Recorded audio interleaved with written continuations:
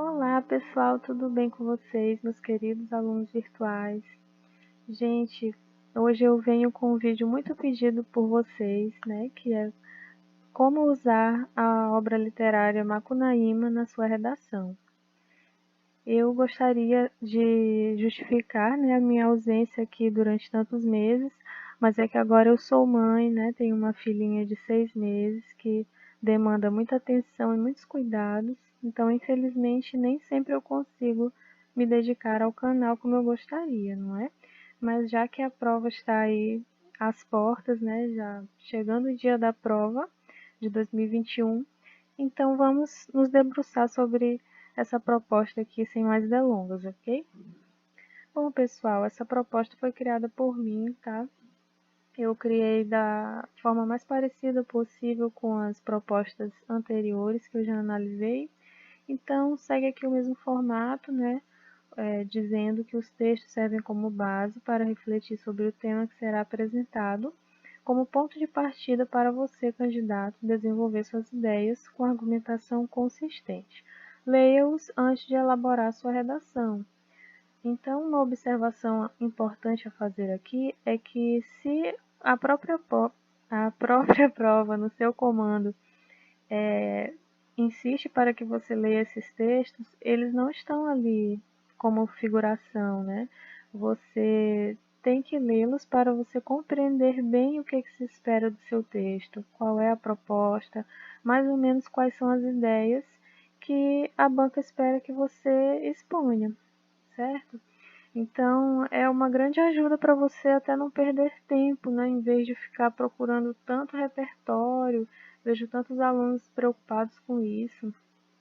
Mas o objetivo da sua redação não é provar que você tem muito conhecimento de mundo, mas sim que você consegue se comunicar de maneira eficaz, certo? De forma escrita, com a variedade culta da língua, certo? Esse que é o objetivo da sua redação. Você não precisa mudar o mundo com o texto, muito menos na universidade estadual, que não te pede uma opinião tão forte assim, tá ok?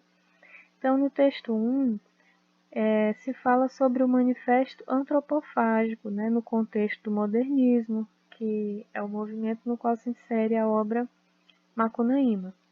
Então, nesse manifesto, redigido por Oswald de Andrade em 1928, é um momento importante do modernismo brasileiro. A ideia de antropofagia preconizava a renovação das artes e letras nacionais, articulando uma cultura nacional enraizada na cultura popular com uma cultura moderna baseada nas tendências artísticas internacionais contemporâneas. Então, gente, você já identifica que se trata do mesmo movimento da obra que foi pedida, né? Caso isso aqui estivesse na prova. E aí você identifica logo definições no texto, tá? Ó, aqui ele vai definir ideia de antropofagia. O que ela preconizava? A renovação das artes e letras nacionais. E olha aqui uma palavra-chave, duas palavras-chave que vão estar lá no tema, que eu vou dar logo spoiler aqui para vocês. O tema que eu propus é a valorização da cultura nacional na formação da identidade brasileira, certo? Formação é um termo que implica processo, né? Implica história, e valorização, né? Implica atitudes diante de algo que é a cultura nacional, certo? E também temos identidade brasileira, que é um termo que nós vamos trabalhar aqui ao longo desses textos, tá? Então, você destacaria logo cultura nacional enraizada na cultura popular, né? Popular é o oposto de erudito, né? É aquela cultura mais ligada à oralidade, né? A tradições, e não tanto a livros, certo? Com uma cultura moderna baseada nas tendências artísticas internacionais contemporâneas daquele tempo, né? Ou seja, as vanguardas. De acordo com o Manifesto Antropofágico, O Brasil deveria deixar de consumir passivamente a cultura dos países dominantes e passar a exportar cultura, né? Ideia-chave do manifesto. A provocativa metáfora da antropofagia oswaldiana, né, importante, continuou sendo um modelo revisitado pela produção cultural brasileira nas décadas seguintes. Tá? A proposta de uma conciliação crítica entre interesses locais e cosmopolitas continuou reverberando na vida artística brasileira, gerando novas leituras do conceito de antropofagia e novos movimentos, como o cinema novo e o tropicalismo nos anos 1960. Eu confesso para vocês que eu escrevi 3 versões de texto antes de chegar a que eu vou mostrar para vocês. E numa delas eu fiz uma exposição histórica passando até por esses movimentos, né, já que eles foram citados aqui no texto, ó, né, falando tanto dessa época aqui, 1928, chegando até os anos 60, né? Mas acabou que a versão que eu vou mostrar para vocês, ela vai se centrar em outros momentos. Mas você poderia usar, sim, seria uma questão muito importante de você abordar, muito interessante, né? Principalmente o tropicalismo. Como é que ele vai fazer a releitura da antropofagia, tá ok? Isso é um texto de Leonardo Miranda, né? Chamado O Conceito de Antropofagia e Suas Releituras na Cultura Brasileira. Já o texto 2 foi retirado de um livro do Papa Francisco, um livro de 2020, né? Uma exortação apostólica, como se chama, né? Chamado Fratelli Tutti, ou seja, todos irmãos, né? Somos todos irmãos. E nesse texto ele vai, de maneira geral, defender que você valorize as suas raízes sem ter preconceito com o outro diferente, né? Então nesse trecho ele fala assim: temos de reconhecer que quanto menor for a amplitude da mente e do coração de uma pessoa, tanto menos poderá interpretar a realidade circundante em que está imersa. Sem o relacionamento e o confronto com quem é diferente, torna-se difícil ter um conhecimento claro e completo de si mesmo e da sua terra, uma vez que as outras culturas não constituem inimigos de quem seja preciso defender-se, mas reflexos distintos da riqueza inexaurível da vida humana. Ao olhar para si mesmo do ponto de vista do outro, de quem é diferente, cada um pode reconhecer melhor as peculiaridades de sua própria pessoa e cultura, as suas riquezas, possibilidades e limites. Aqui você já pode destacar essa frase também. Na realidade, uma sã abertura nunca ameaça a identidade. Olha a questão da identidade aparecendo. Porque, ao enriquecer-se com elementos de outros lugares, uma cultura viva não faz cópia nem mera repetição, mas integra as novidades segundo modalidades próprias. Veja que paráfrase da antropofagia, não é? Isso provoca o nascimento de uma nova síntese. Lembrem dessa palavra, né? Que, em última análise, beneficia a todos, já que a cultura de onde provém estas contribuições acaba mais desenvolvida. Por isso, exortei os povos nativos a cuidarem de suas próprias raízes e culturas ancestrais. Ó.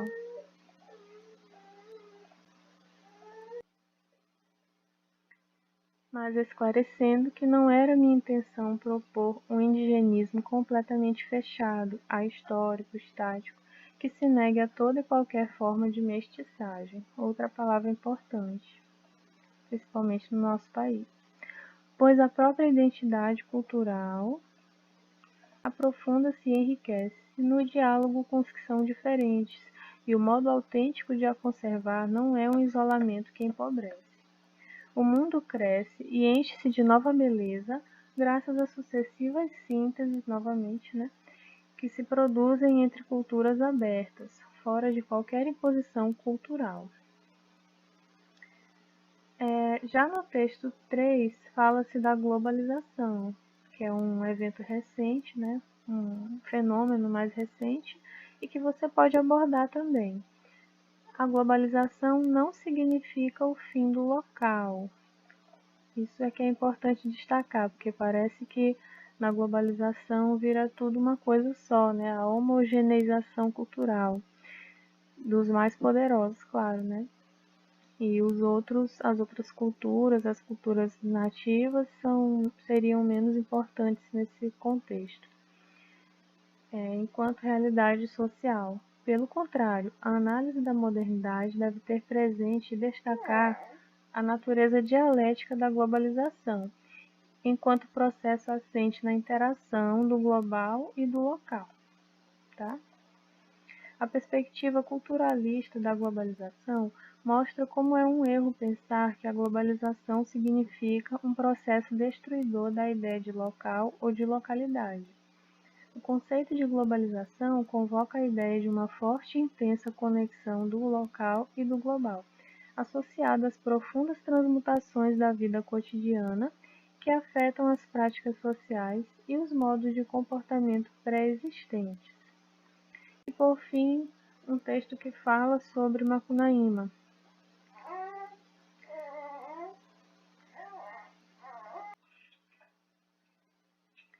Porque Macunaíma, lançado há 90 anos, é muito mais do que um livro de vestibular.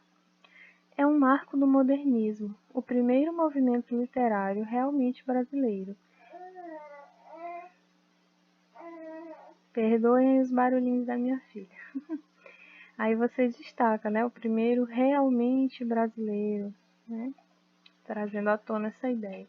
E dessa forma, ele dá resposta ao anseio do brasileiro entender quem somos, afinal, como povo, né? Isso é procurar sua identidade nacional. Essa é uma questão eterna para um país que surge do encontro ou desencontro de centenas de etnias indígenas e africanas, por causa da colonização europeia. Aqui fala-se em encontro ou desencontro, né, de forma irônica, porque não é um encontro pacífico, né, mas dividido em muitos embates.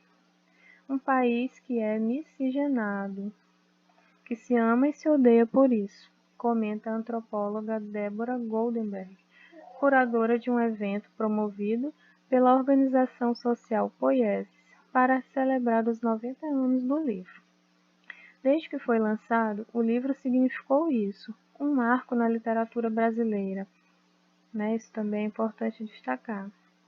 Algo genuinamente brasileiro, com estética e linguagem próprias, e não comparáveis ao cânone europeu que influenciava a literatura brasileira até então. Sempre encantou porque ele é ao mesmo tempo deslumbrante e triste como o nosso país. Então, com base na leitura dos textos acima, faça uma reflexão sobre as ideias neles contidas. Acrescente as suas em um texto dissertativo argumentativo, com clareza e argumentação pertinente, em prosa, de no mínimo 15 linhas, acerca do tema, a valorização da cultura nacional na formação da identidade brasileira. E aqui aquelas instruções que nós já exploramos em outros vídeos, certo? Então agora eu vou mostrar para vocês a maneira como eu respondi a essa proposta. Lembram-se que eu pedi para vocês prestarem atenção na palavra síntese, né? Então eu me centrei nela e coloquei o título Em Busca da Síntese Antropofágica.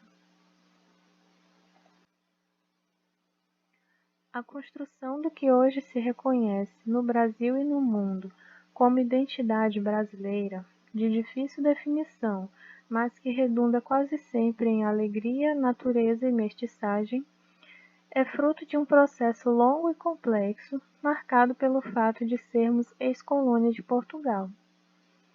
Então eu comecei o texto com uma afirmação geral, né? E tentei trazer uma definição de identidade brasileira, ainda que saindo assim pela tangente, né, tentando definir e não definir ao mesmo tempo, porque é muito difícil resumir em poucas palavras, né, o que seria essa identidade, E mesmo que eu resuma, sempre vai ser discutível, né? Sempre alguém vai poder refutar que nem todo brasileiro é alegre, que nem todo Brasil é tropical, que nem todo brasileiro é mestiço, vai ser mais difícil. E assim vai, gente. Mas aqui tem uma proposta, né, bastante atenuada, e assim a gente segue afirmando. O problema é você afirmar categoricamente que é assim, né? Diante de dois momentos decisivos desse construto, a independência e seu centenário, podemos compreender e atuar mais conscientemente sobre as demandas atuais. Então aqui eu estou indicando o que é que vai ter no meu texto, né, nos dois parágrafos do desenvolvimento, que são dois momentos decisivos que eu elegi com base nos textos de apoio, que são a independência e o seu centenário. Vocês vão já entender o porquê. E aqui é mais ou menos a minha tese, né? De que compreendendo esses momentos, a gente consegue atuar melhor sobre as demandas de hoje, né? Sobre o que a gente entende hoje por identidade brasileira, certo? Relevem aí os chocalhos, os barulhinhos. Destacamos de início a separação política da metrópole portuguesa em 1822, por se tratar de um marco fundamental para que se elabore o que seria a nação que ali surgia. O imperador e seus agentes culturais, expoentes do romantismo, identificaram os elementos nativos, o indígena e a flora e a fauna tropicais, dentre os quais destaca-se Gonçalves Dias e sua defesa da antropofagia em Ijuca-Pirama. Eu quis colocar esse elemento porque é a origem da metáfora, né? Que no texto pareceu que ela tinha sido inventada por Oswald de Andrade, mas ela foi trazida por Gonçalves Dias e também não foi original dele porque ele só fez uma releitura das primeiras crônicas que se escreveram aqui no Brasil sobre índios que praticavam canibalismo, né? E tudo mais. A originalidade dele consistiu em trazer a antropofagia pela visão dos índios, né, pela ótica cultural deles, que para eles era uma coisa, né, e para nós é outra. José de Alencar, na prosa, exalta o mestiço. À identidade nacional faltavam, no entanto, a incorporação dos povos africanos e uma reflexão maior sobre nossos problemas econômicos e sociais. Então, nesse parágrafo, vejam que eu busquei iniciar de uma forma menos mecânica, tá, gente? Porque eu tenho visto muitos modelos prontos de redação e sim, eles até alcançam nota, às vezes, né? Mas nem sempre funcionam, pessoal, e fica um texto um tanto truncado na maioria das vezes, um tanto artificial, tá? Então seria o ideal que você compreendesse profundamente o que aquelas expressões querem dizer, antes de você utilizá-las. A melhor forma de você compreendê-las é por meio da leitura de outros textos, né? Você observar como é que elas são usadas. Assim, em 1922, observamos uma releitura crítica dessa representação nacional que vinha se formando. Então, pessoal, 1922 é o centenário da independência de que eu estava falando, né? Que foi justamente quando ocorreu a Semana de Arte Moderna, em São Paulo. Alguns anos mais tarde, com a publicação do Manifesto Antropofágico por Oswald de Andrade e de Macunaíma por Mário de Andrade, os elementos nacionais destacados pelo romantismo são colocados de forma mais realista, sem deixar de revelar falhas e mazelas, realizando uma ampla síntese de lendas, crenças, ditos populares do povo miscigenado, sem isolar apenas uma etnia ou valorizar mais o colonizador do que o colonizado. Então aqui eu utilizei a palavra síntese, né, e me referi ao que o Mário de Andrade faz em Macunaíma sem entrar em muitos detalhes, tá? Muitas pessoas perguntam se precisam citar trechos ou revelar profundo conhecimento da obra. Não. O ideal é que você a conheça para poder citá-la melhor, né? Assim como todas as obras que vêm sendo citadas em redações, seria muito melhor se você realmente tivesse lido aquelas obras, né? Eu vejo muita citação de Bauman, de Rousseau, né, de Lévi-Strauss. São citações que o seu examinador ele conhece esses textos, então é melhor você utilizar mesmo só aquilo que você viu na sua aula de sociologia, que você tem certeza, né, o que você leu no livro, do que você ficar pegando citações prontas, gente. Isso é o fim da picada. Constatamos, diante do exposto, que identificar e valorizar o que seria genuinamente brasileiro, veja que eu estou recuperando expressões lá dos textos de apoio, é uma questão perene, né? Lembra que lá estava a questão eterna, né? Questão perene que se vai modificando de acordo com o contexto histórico e com a progressiva emancipação cultural do país, com o P maiúsculo, que é o Brasil, em âmbito global. Cabe-nos, portanto, continuar pesquisando e apreciando nossas raízes e nos enriquecendo do diálogo com outros povos, de modo que a síntese antropofágica seja uma imagem positiva para nós e para os outros. Então, assim eu dou a resposta àquele título que eu havia colocado, né? E eu faço uma pequena proposta de intervenção, sem entrar em tantos detalhes como se recomenda no Enem, né? Dizer o que você vai fazer, como vai fazer, por meio de qual agente, né? Qual instituição. Aqui não se faz necessário isso. Então, pessoal, haveria muito o que comentar ainda sobre esse texto, mas eu acredito que deixando ele disponível para vocês em PDF aqui na descrição, vocês serão capazes de analisar e constatar os elementos que eu usei, a forma que eu escrevi, tá?